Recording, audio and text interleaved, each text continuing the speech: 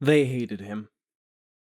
He'd slain the past, and there were others, even those who'd fought for the souls to buy precious water, who hated him for changing the old ways. As the ecological pattern dictated by Muad'Dib remade the planet's landscape, human resistance increased. Was it not presumptuous, he wondered, to think he could make over an entire planet everything growing where and how he told it to grow?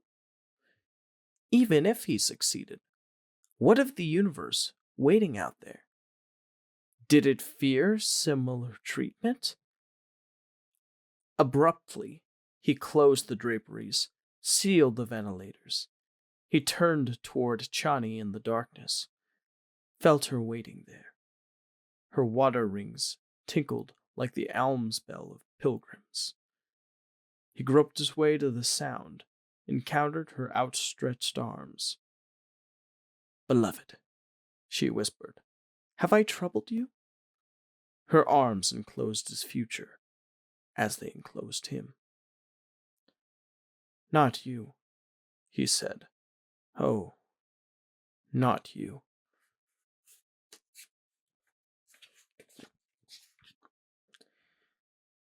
The advent of the field process shield and the lasgun with their explosive interaction, deadly to attacker and attacked, placed for the current determinatives on weapons technology. We need not go into the special role of atomics. The fact that any family in my empire could so deploy its atomics as to destroy the planetary bases of 50 or more other families causes some nervousness. True. But all of us possess precautionary plans for devastating retaliation.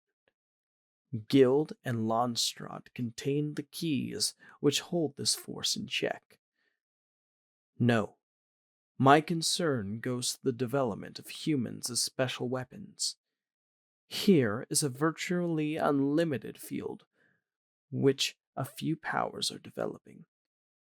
Muad'Dib, lecture to the War College, from the Stilgar Chronicle.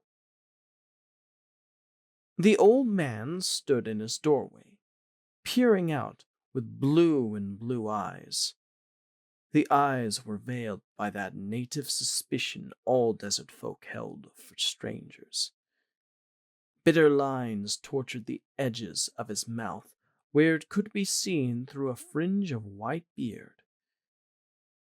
He wore no stillsuit, and it said much that he ignored this fact in the full knowledge of the moisture pouring from his house through the open door.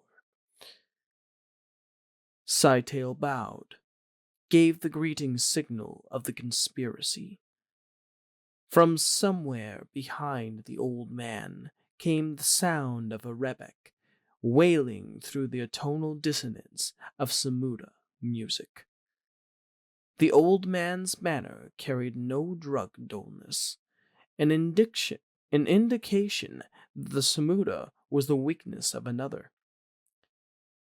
It seemed strange to Sightale, though, to find that sophisticated vice in this place. "Greetings from afar," Sightale said, smiling through the flat-featured face he had chosen for this encounter. It occurred to him, then, that this old man might recognize the chosen face. Some of the older Fremen here on Dune had known Duncanito. The choice of features, which he had thought amusing, might have been a mistake, Sightale decided. But he dared not change the face out here. He cast nervous glances up and down the street. Would the old man never invite him inside? "Did you know, my son?" the old man asked. That, at least, was one of the countersigns. Sightale made the proper response, all the time keeping his eyes alert for any suspicious circumstance in his surroundings. He did not like his position here. The street was a cul-de-sac ending in this house. The houses all around had been built for veterans of the jihad. They formed a suburb of Arakin, which stretched into the imperial basin past Timeg. The walls which hemmed in this street presented blank faces of dun plasmeld, broken by dark shadows of sealed doorways, and, here and there, scrawled obscenities.